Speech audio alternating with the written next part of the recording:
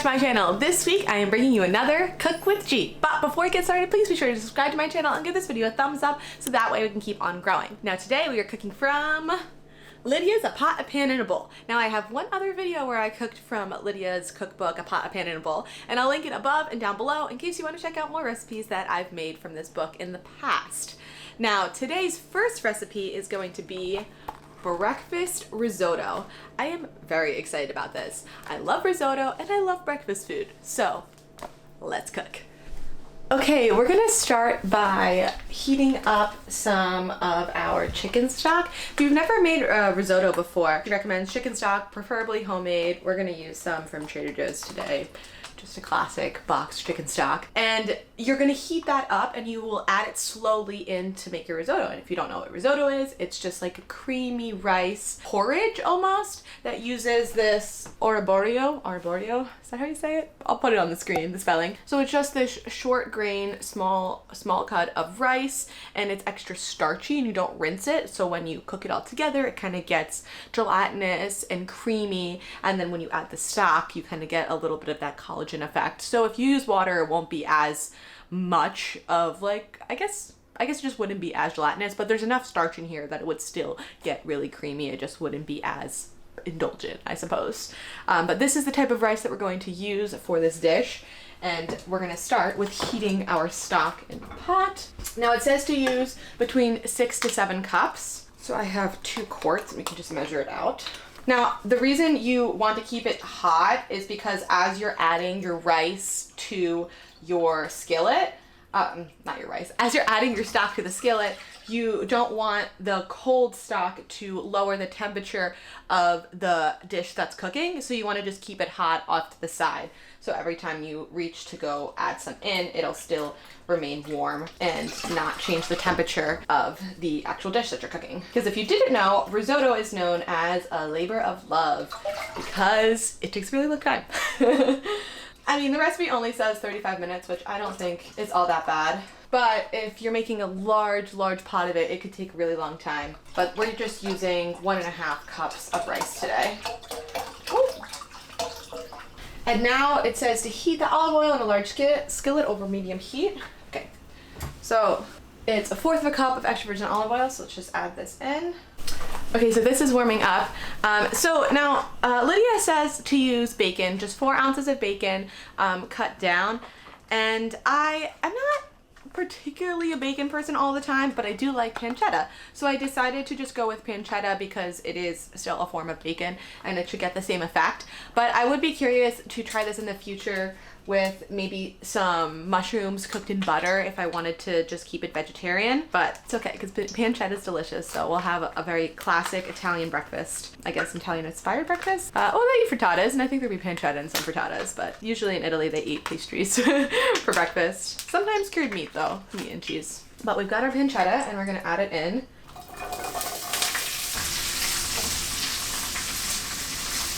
Okay, so the pancetta has started to crisp, so now we're gonna add in some onion and bell pepper. Okay, so this is now cooked until it's a little bit translucent and tender, and we have our rice. I'm gonna go and add this in, and it says that we're just gonna cook the rice a little, stir it so it's all coated in the oil, but you wanna cook it until it starts to get translucent. And then she says just to add a little bit of salt and pepper. So, okay, so now the rice is starting to look translucent. So the next thing we're going to add is some dry white wine. That's what she writes. I just got some cooking wine, it should work fine. But if you happen to have a bottle of dry white wine on hand, I think that's what she's leaning towards. I just figured cooking wine was easier for me. We're gonna add that in.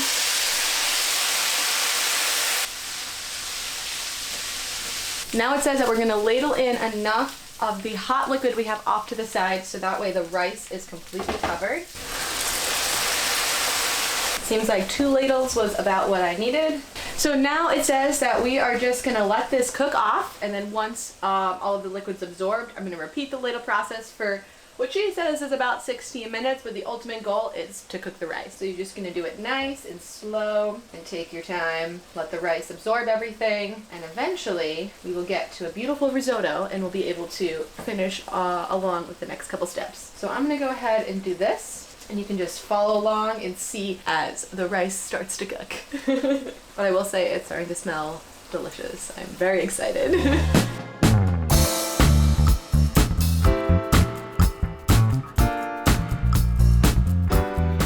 Okay, so it has cooked and absorbed a ton of liquid, and that took me about, I think I was timing like almost like 12 minutes, so it was pretty quick. So the next step is to take 2 eggs and we're gonna whisk them into a bowl, and then she says to add a pinch of salt in too. So I read the instructions a couple times, and it says to whisk the eggs, and then it says to whisk in 1 cup of stock and then to add the eggs into the risotto. Now, I'm pretty sure that it means to put the stock into here, because she's saying you're trying to make like little wisps of eggs, which reminds me of making like a stracciatella soup, because you would put that into a hot stock and it starts to kind of drip. So I think that that's what she wants us to do here, because if I put it in just like this, it might not get little wisps. It might kind of just absorb around it and become more creamy, which I guess is just another option.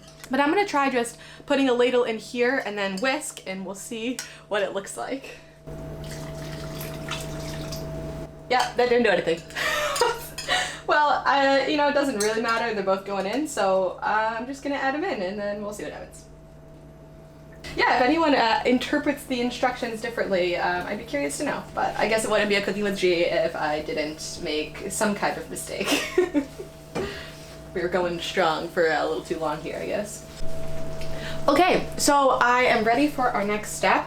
I actually ended up adding, I think, about 2 or 3 more ladles of liquid. After I had added the white wine and the eggs and the other cup of broth, I felt like it still didn't have the bite that I was looking for it to just kind of go ahead and finish and add no more liquid. So I kind of just kept adding it until I got the bite that I wanted, which was just a little softer than what was already there. So even though she says just cooked right before al dente, I'm guessing I probably just didn't cook long enough. So most likely, if you're gonna go by time, it would be maybe another 5 or 10 minutes of adding ladles of liquid until you get to the taste you want.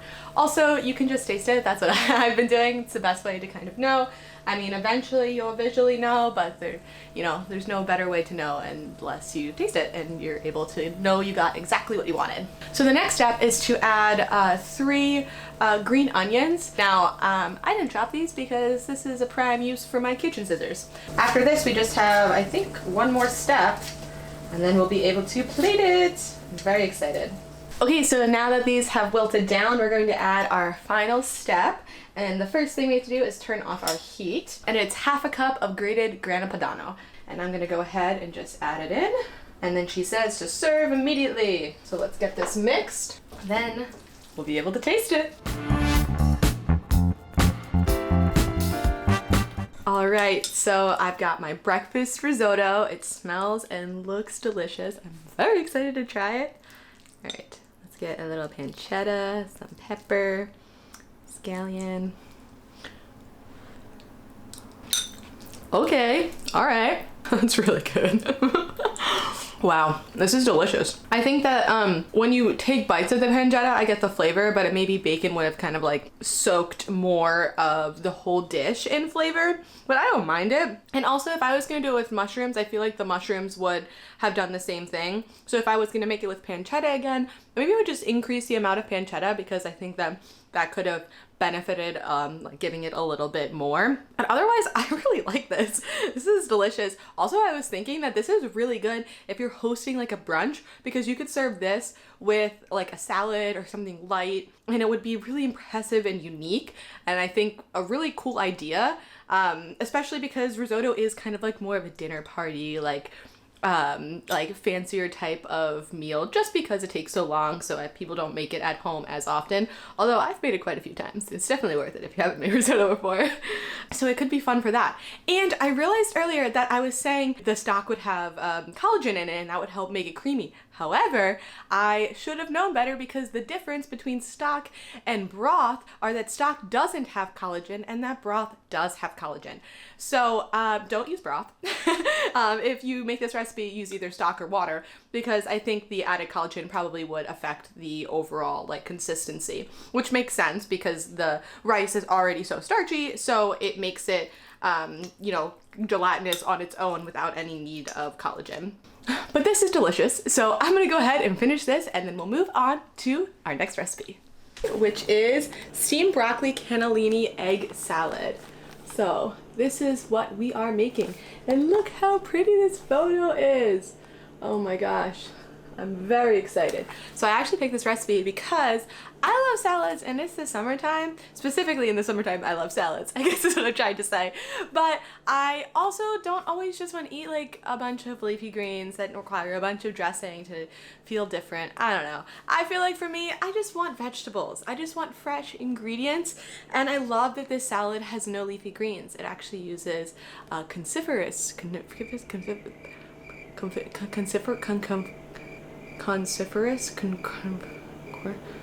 whatever broccoli and cauliflower are called. Put it on the screen. I have a big brain fart right now. I cannot figure out how to pronounce that word. But I was excited to see that it has broccoli as the chosen green or chosen vegetable in this dish, with cannellini beans and more eggs, because you know me, I love eggs, and some onion and olives. So let's go make that. Okay, so the recipe starts with the broccoli. So I actually already started boiling some water. I haven't salted it yet, but I'm just letting that sit because it's a lot of water, so I wanted to get a head start on that. And then she actually makes a note to say, don't throw out your broccoli stems. They have a lot of fiber in them and they can have a lot of flavor if they're prepared well.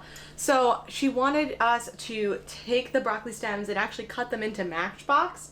I was thinking of like Matchbox cars.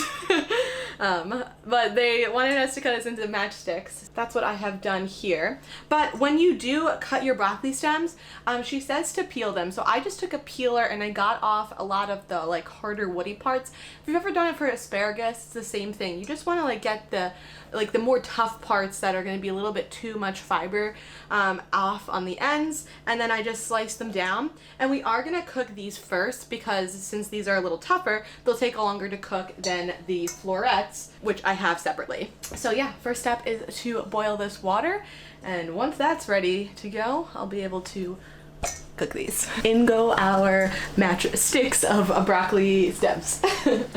Now while that starts to cook, I can kind of jump ahead, I think. You're going to need to boil eggs for this recipe, so I think I can get started on that. So you're boiling 4 eggs. I'm curious what your method of boiling eggs is, because I put all of my eggs into a pot of water that is just room temperature. And once that actually comes up to a boil is when I take it off the heat, cover it, and then I set a timer for how long I want. Usually no more than 10 minutes. I try to aim around 7, and they are usually the consistency that I like. So that's my method. What's your method for boiling eggs? I've heard people do it very differently. And I know my mother uses an Instapot. So I'm sure there are a bunch of other ways that people can boil eggs. I've even seen some people do them in the air fryer. But this is my go-to. I know some people put them straight into boiling water. I don't know if it makes a difference, but this one seems to be pretty foolproof for me. So I'm gonna turn my heat on for that. Actually, I'm gonna start getting my ice bath ready for my eggs, so that way I'm ahead on it. Usually I will just take 1 container of ice cubes because I do not have an ice maker. And then I'll fill it up with in my bowl of water, my bowl with water, and then I'll just put it in the freezer so that way it's ready to go. Into the freezer. Okay, time to add the florets. Does it say to cover it? So let's just put these in.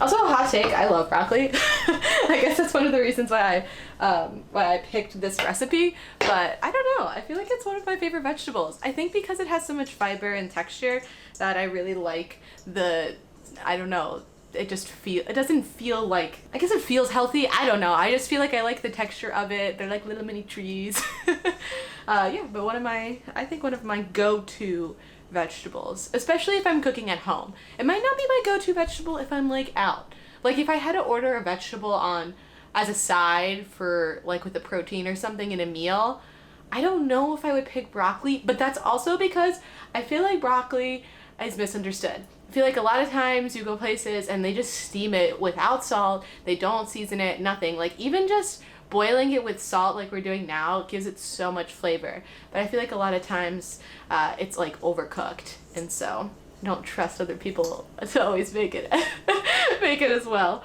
But if you're at a good restaurant, it'd be good. Yeah, so interesting. But what's your go-to vegetable? What's something that if you were like, I have no plan for the week and I need to like pick a vegetable to have on hand so that way I eat something healthy, what would you gravitate towards? I feel like a lot of people pick green beans. I'm curious.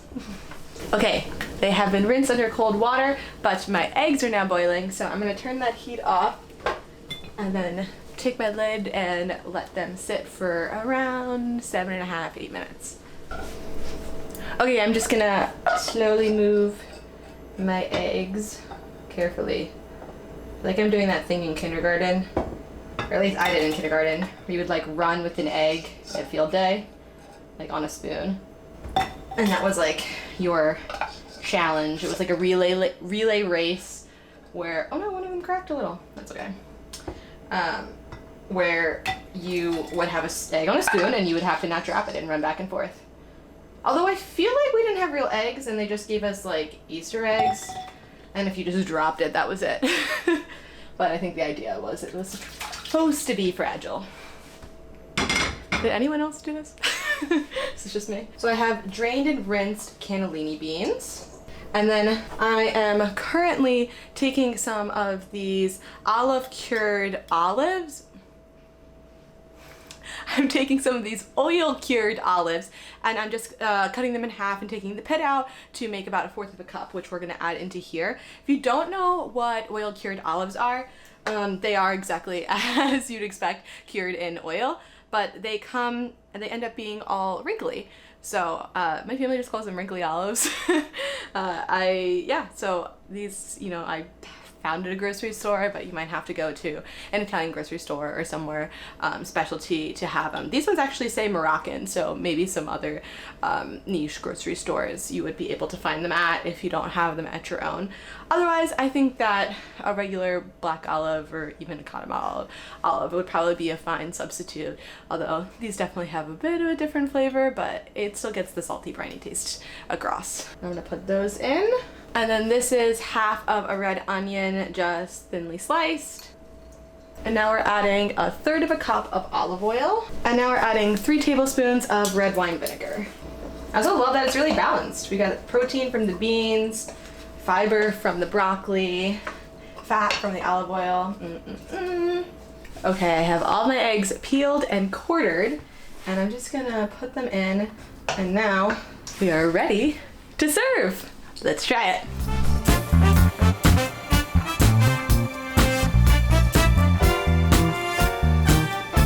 I'm excited about this one, as you could tell. And obviously more egg, so let's go. It's good. The olives give all of the salt, like a very nice salty, briny flavor. And all the vegetables kind of just like do what they're supposed to. They're bright and refreshing, but everything, like the beans are nice and creamy. This is something I would make again. It's simple and refreshing. There's nothing that's like blowing my mind, but I think that that's why I kind of like it.